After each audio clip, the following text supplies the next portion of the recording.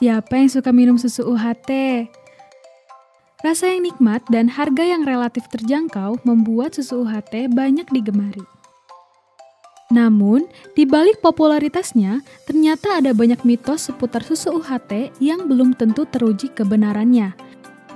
Yuk simak beberapa mitos seputar susu UHT berikut ini. Mitos pertama, susu UHT mengandung pengawet. Susu UHT telah melewati ultra high temperature proses, yaitu proses pemanasan pada suhu tinggi dalam waktu singkat. Proses ini telah terbukti dapat membunuh kuman dan bakteri di dalam susu, sehingga membuat susu UHT lebih awet dan dapat disimpan dalam waktu yang cukup lama, tanpa diberi zat pengawet tambahan. Namun, jika kemasannya sudah dibuka, maka harus cepat dihabiskan ya Sobat IPB. Mitos kedua, susu UHT tidak bergizi. Mitos ini muncul karena proses pemanasan yang dilewati susu UHT dianggap dapat menyebabkan gizi yang terkandung pada susu menjadi rusak. Pada kenyataannya, proses pemanasan pada susu UHT tidak menghilangkan kandungan nutrisi.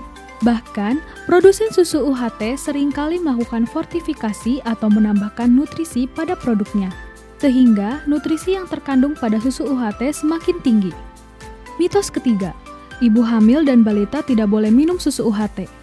Anggapan itu pun hanya mitos belaka.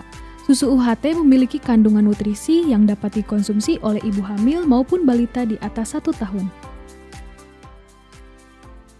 Sebenarnya susu UHT itu kan walaupun dengan pemanasan yang suhu tinggi, tapi kan ultra high temperature dengan ada waktunya ya yang short time ya, sehingga pada teknologi yang sekarang itu kandungan nutrisinya itu tidak hilang sampai 100%, bahkan kehilangannya hanya sedikit sekali. Dengan teknologi yang ada sekarang ya, semakin berkembang dalam teknologi pangan. Oleh karenanya tidak betul jika ibu-ibu hamil dan juga balita ya, itu tidak boleh ya untuk meminum susu UHT. Bahkan anak-anak yang usia 1 tahun ke atas itu juga kalau saya menyarankan ya untuk bepergian ataupun untuk kita misalnya sedang ada dalam perjalanan, itu lebih baik dengan susu UHT karena demikian simpel ya, misalnya dalam kemasan kecil sekali minum udah habis begitu. Mitos keempat, susu UHT menyebabkan diare. Ternyata anggapan ini bisa benar ataupun salah. Hal ini tergantung pada kondisi individu yang mengonsumsi susu UHT. Konsumsi susu dapat menyebabkan diare, kram perut, dan kembung pada individu yang memiliki kondisi intoleransi laktosa, yaitu sebuah gangguan pencernaan di mana tubuh seseorang tidak bisa mencerna laktosa.